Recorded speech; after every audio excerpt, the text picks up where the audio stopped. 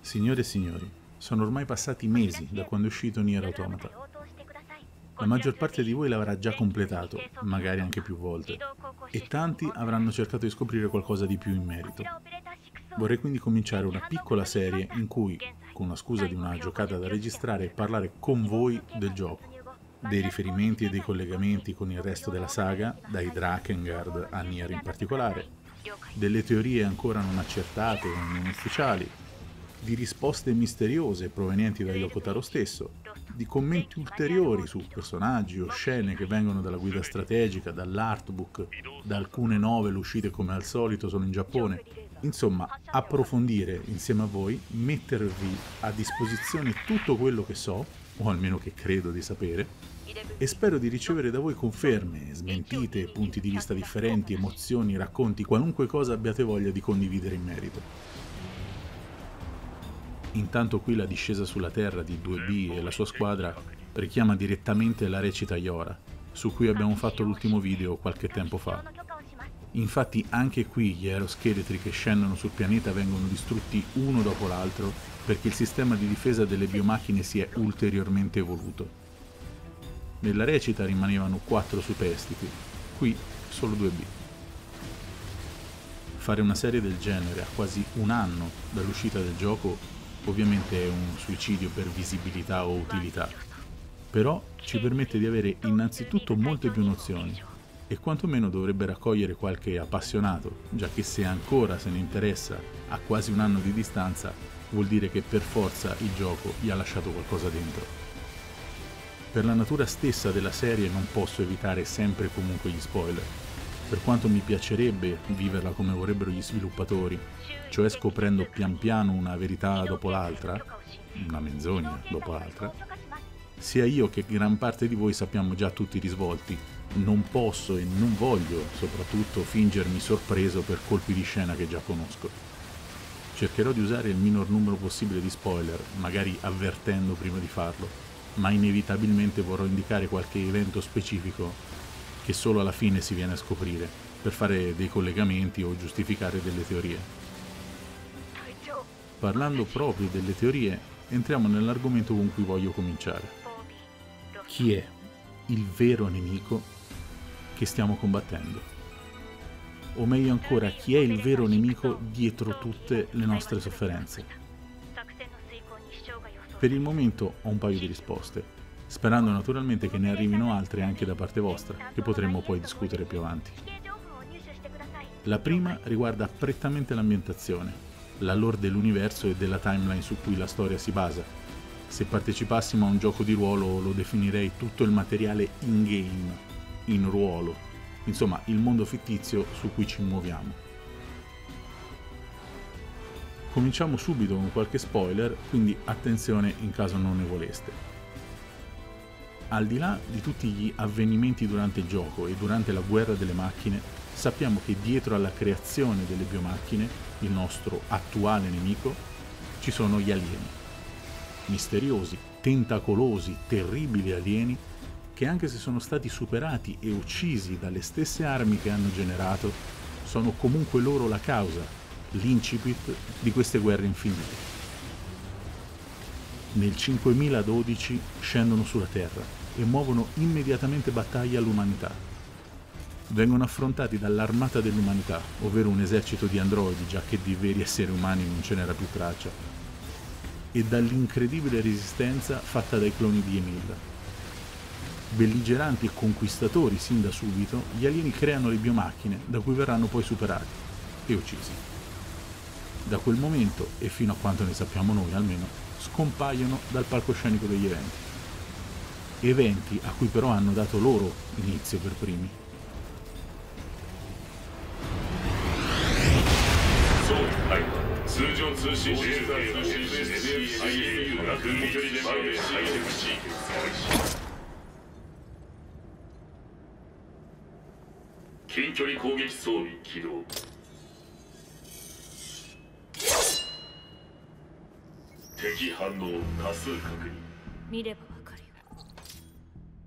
Quindi chi sono questi alieni e perché volevano così intensamente la Terra, o meglio ancora, la distruzione dell'umanità?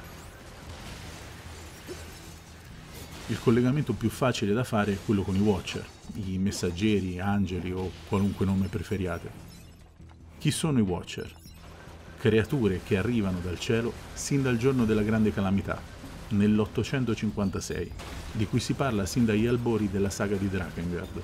Alcuni sotto forma di mostri che richiamavano forme corrotte e ingigantite di animali, altri come golem evocati direttamente dall'Intoner, che prendevano il potere dal fiore di Zero, a sua volta mandato nel mondo per distruggere l'umanità, o ancora sotto forma di raccapriccianti bambini o cherubini corrotti condotti dalla regina bestia durante l'invasione dei cieli di Tokyo alla fine del primo Drakengard.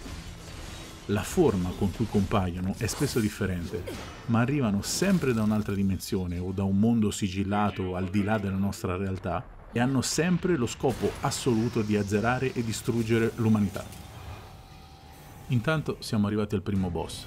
Il primo boss che affrontiamo è una biomacchina formata da un enorme braccio con una sega circolare che nella giocata con 9S, dove possiamo leggere i nomi dei nemici al posto di quei segni strani, di cui parleremo più avanti in quanto assolutamente non casuali o astratti, scopriamo chiamarsi Marx.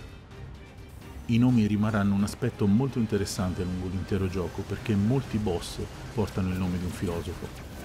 Marx, ad esempio, si rifà a Karl Marx, filosofo tedesco del Novecento, che è stato padre del marxismo, ovviamente, e di correnti socialiste e comuniste, insieme anche a Friedrich Engels, che nemmeno a dirlo incontreremo più avanti.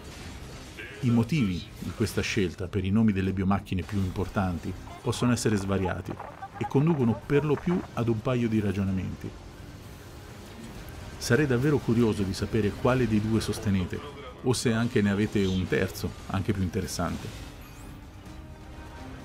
Si può pensare che le biomacchine abbiano scelto i nomi dei filosofi perché nel loro evolversi e prendere l'umanità come spunto e modello hanno visto nei filosofi il cuore della morale, del pensiero e del concetto stesso dell'umanità, o meglio ancora dell'anima dell'umanità, anima che non hanno e a cui potrebbero aspirare.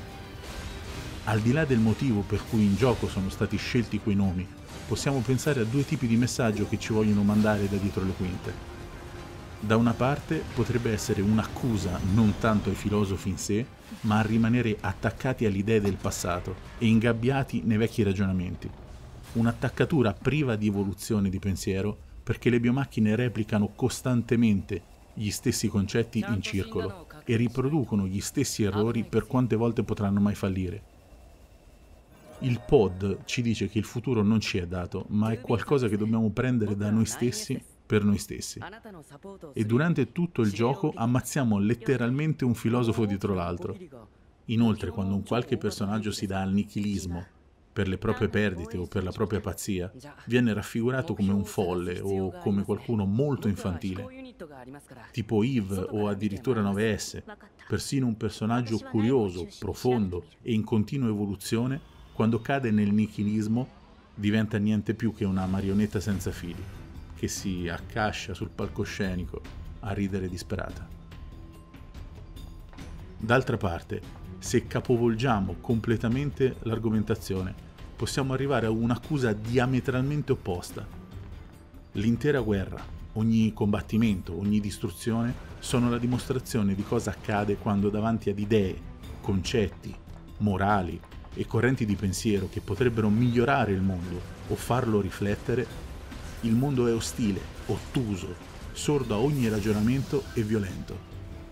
Piuttosto che creare una versione migliore di se stesso, distrugge ogni voce che tenta di farlo riflettere o di fargli aprire gli occhi.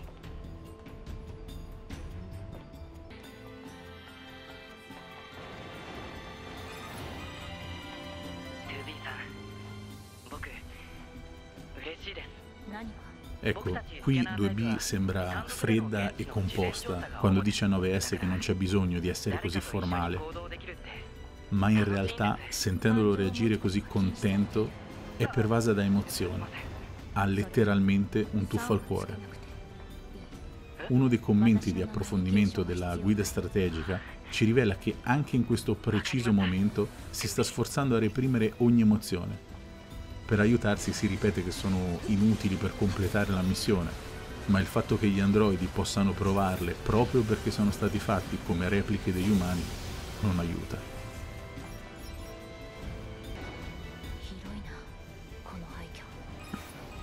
Ad ogni modo, già che ci troviamo nel prologo, vediamo di immergerci un poco di più in quello che è il nostro personaggio, almeno quello del momento. Anzi, più che di 2B nello specifico, parliamo degli androidi in generale, per poi concentrarci su quelli Yora e i loro ruoli, già che all'inizio ci hanno fatto vedere varie sigle di androidi destinati a morire e non essere ricordati, a parte 11B che avrà una sua quest secondaria nel corso del gioco.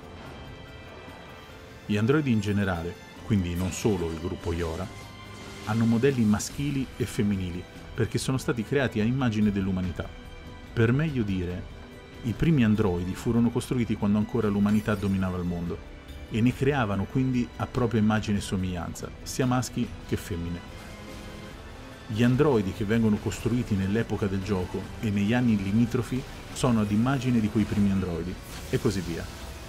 Quindi anche senza l'umanità ad occupare il mondo e fare da modello alle creazioni di esseri artificiali, gli androidi vengono creati in modelli maschili e femminili esattamente come era all'origine.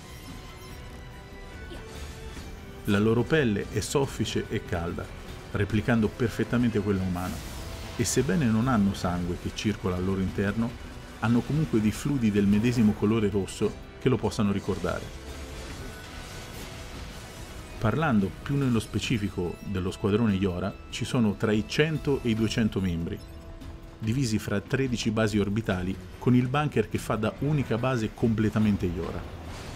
I modelli B sono i Butler, il più avanzato modello da battaglia, gli S sono gli Scanner e gli A sono gli Attacker, il vecchio modello da battaglia. D sta per Defender, H sta per Healer, E per Executioner, come sappiamo bene, e G per Gunner, che però alla fine sono in realtà stati integrati nei modelli B, che rimangono l'elite assoluta del combattimento. I prototipi hanno invertito numero e lettera. Infatti, mentre tutti i modelli ufficiali hanno prima il numero e poi la lettera, 2B, 11B, 9S, 4S e via discorrendo, A2, in quanto prototipo del modello da battaglia, ha prima la lettera e poi il numero. Torniamo sui Watcher. Da dove arrivano?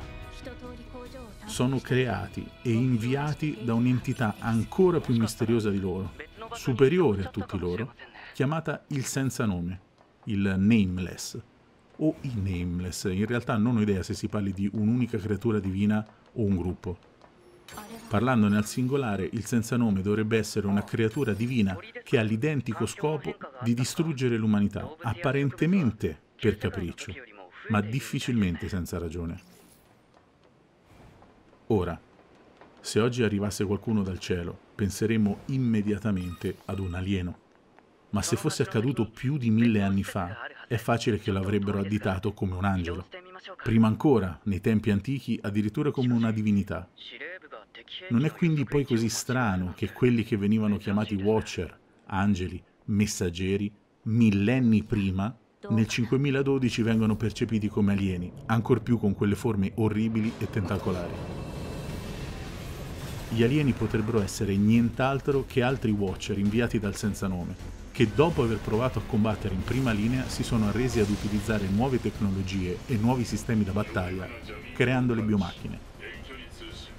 Un'altra nota da appuntare è che al tempo della grande calamità, la città misteriosa che comparve dal nulla e sarebbe poi stata nominata Cathedral City, aveva macchinari all'avanguardia e un avanzamento tecnologico molto superiore a quello dell'epoca in cui era finita. E questo è solo il primo dei collegamenti possibili per sostenere quella che volendo possiamo chiamare la teoria dei Watcher, se vogliamo dare un nome a tutto. Ma vi assicuro che andando avanti troveremo molti più indizi di quanto io stesso avrei immaginato un anno fa. Riprendendo il quesito su chi sia il vero nemico, l'altra risposta è una che mi solletica già dai tempi di Drakengard 3 e si estende anche all'ambito della realtà, o secondo la similitudine di prima sul gioco di ruolo, che sfocia nell'off-game, nel fuorigioco e nella realtà vera e propria. In un'ottica magari poco romantica, più giocosa, seppur non del tutto sana, i senza nome potrebbero essere gli sviluppatori stessi. Più volte nei capitoli della saga la quarta parete viene spezzata in favore di commenti al giocatore, spesso battute, a volte ringraziamenti, altre ancora però per dialoghi veri e propri. Su Automata stesso i pod da un certo punto in poi cominciano a fare da coro greco, parlano tra loro a nostro unico vantaggio, come se facessero da tramite tra noi spettatori e gli eventi in corso. E ci chiamano anche in causa più volte. Ogni evento simile, ogni rottura della quarta parete può sembrare a sé stante come una trovata graziosa, una battuta divertente o un brillante escamotage, ma mettendoli tutti insieme e approfondendo un poco la cosa, non suona così folle l'idea che le sofferenze che testimoniamo sono imposte senza scampo, che le scelte che prendiamo consciamente o persino inconsciamente siano curiosità o capricci con cui loro si dilettano, ponendoci spesso nell'assurda condizione di andare avanti dubitando di fare qualcosa di innocente come giocare. Ad esempio, non vi è mai capitato all'interno di qualche missione, di qualche side quest, di chiedervi se foste davvero dalla parte giusta della barricata? Se l'aiuto che stavate portando o i nemici che stavate sconfiggendo mentre giuravano vendetta per il fratello morto o la madre ammazzata fossero davvero nel torto? Mi spiegherò meglio andando avanti nella trama e soprattutto nelle missioni secondarie. Per ora diciamo che credo ci sia molta malizia, non cattiveria, malizia, anzi meglio, consapevolezza in quel grazie per aver giocato. Nel domandarci se crediamo che il mondo di gioco o il gioco stesso abbia importanza, abbia valore o sia tutta una sciocchezza. In momenti tra l'altro dove la storia è al suo apice, con il finale magari in bilico sulle nostre decisioni. E non è assolutamente la prima volta che vengono fuori domande del genere. Durante questo secondo boss, o meglio alla fine del secondo boss, che è anche la fine del prologo, la scena recupera altre affinità con la recita Iora. Mentre lì, al posto di questo enorme Goliath, c'era un conglomerato di biomacchine, ecco, in realtà io nel video ho usato un'immagine del Goliath, ma a posteriori avrei dovuto usarne una di quella sorta di serpentone enorme che si affronta alle porte della via per il villaggio di Pascal verso la fine della prima giocata. Comunque sia, la fusione dei reattori è la stessa, al di là che qui lo fanno in due, mentre nella recita era un intero gruppo contro qualcosa di persino più colossale dei tre giganti che li accerchieranno alla fine.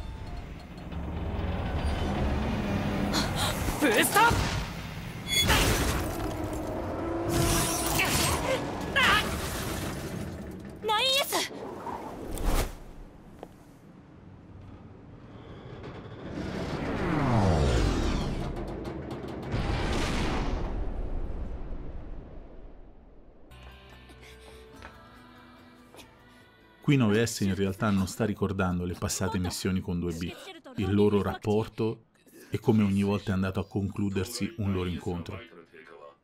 Per spiegarsi i modi in cui agisce, si dice che ogni sua azione è semplicemente volta a ottenere il meglio per la missione.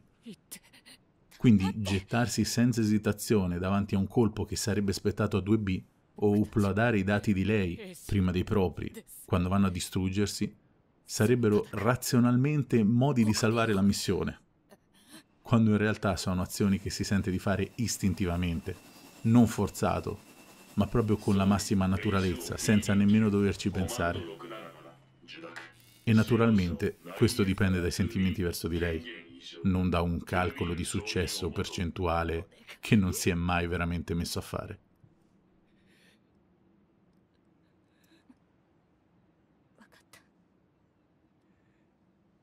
Voglio chiudere questo primo, e speriamo non unico, video della serie con una frase di Yoko Taro che ha senso o motivo di venir pronunciata solo se vogliamo collegare l'intera storia del suo universo, dai Watcher e dai draghi di Drakengard alle biomacchine di Automata e oltre. E la frase è: tutte le maledizioni derivano dal giorno della grande calamità.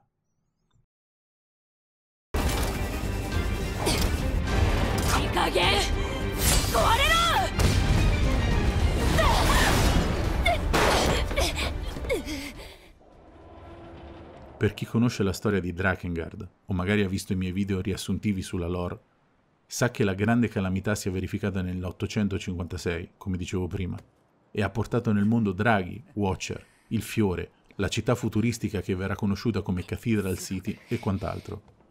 E a quanto pare, 11.000 anni dopo, ancora se ne pagano le conseguenze.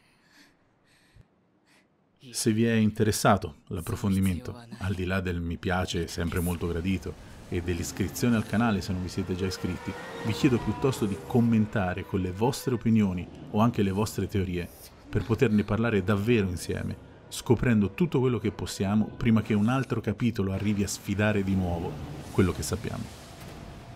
Per il momento vi ringrazio dell'ascolto e alla prossima.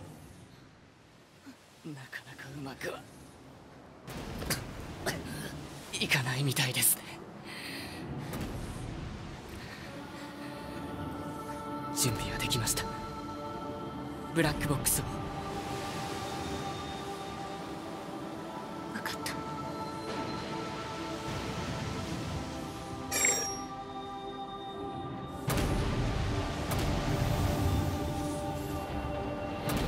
新生ブラックボックス反応による敵大型兵器の殲滅。申請を許可します。トゥービー、あなたと共に戦えて光栄でした。私もだ。